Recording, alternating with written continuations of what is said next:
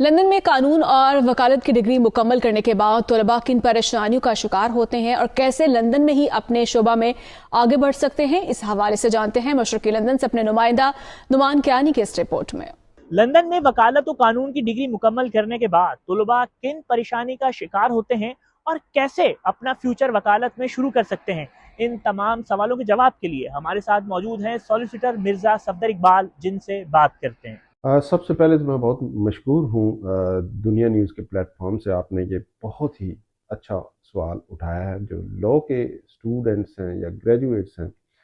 ان کو کافی سارے انڈرسٹینڈنگ کے فرسٹ آف آل تو مسائل ہوتے ہیں۔ اب جہاں تک تعلق ہے، یہ ایک کافی ایکسپینڈڈ قسم کا ٹاپک ہے ویسے تو، لیکن میں اسے بریفلی اگر سمرائز کروں تو جو اسٹوڈنٹس یہاں پہ ڈگری لاء میں کر رہے ہیں یا جنہوں نے مائنڈ بنا لیا یا ایکویلنٹ ٹو بیچلرز ڈگری کوئی بھی ڈگری کر رہے ہیں اور وہ ایز اے سولسٹر پریکٹس کرنا چاہتے ہیں، تو ان کے لیے ایک نیا روٹ سولسٹرز ریگولیشن اتھارٹی نے، جو کہ ریگولیٹڈ باڈی ہے یہاں کے سولسٹرز کے لیے، SQE جو انٹروڈیوس کروایا ہے۔ اس روٹ میں اور جو پریویسلی جو روٹ چل رہے تھے جیسے QLTT ہے، QLTSR ہے، ان میں ڈفرنس یہ ہے، یا جو گریجویٹ تھے یہاں کے لاء گریجویٹ کوالیفائی کرتے تھے ایز اے سولسٹر، ڈفرنس یہ ہے کہ اس میں ضروری نہیں ہے کہ آپ کے پاس لاء کی ڈگری ہو، کسی بھی بیک گراؤنڈ سے آپ کا تعلق ہے، لیکن بیچلرز ڈگری یا ایکویلنٹ بیچلرز ڈگری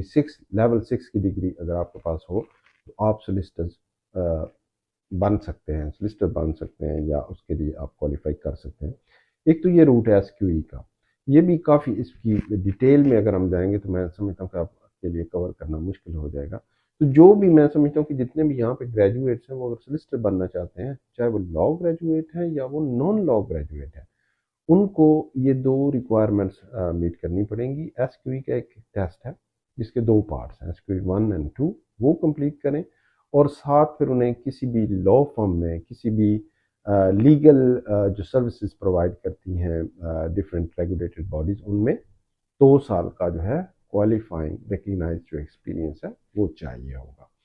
تو اس میں ڈفرینٹ ایریاز ہیں، اس پہ بھی ہم کسی وقت پھر ڈیٹیل میں بات کر لیں گے۔ تو ایک تو یہ روٹ ہے۔ وہ کچھ اسٹوڈنٹس جو لاء گریجویٹس ہیں وہ پھر بار کی پریکٹس کرنا چاہتے ہیں، بیرسٹر بننا چاہتے ہیں، ان کے لیے پھر یہ بار جو ہے ٹریننگ کا کورس ہے جو انہیں کرنا پڑتا ہے، جو اکیڈیمک روٹ سے آتے ہیں۔ سملرلی جو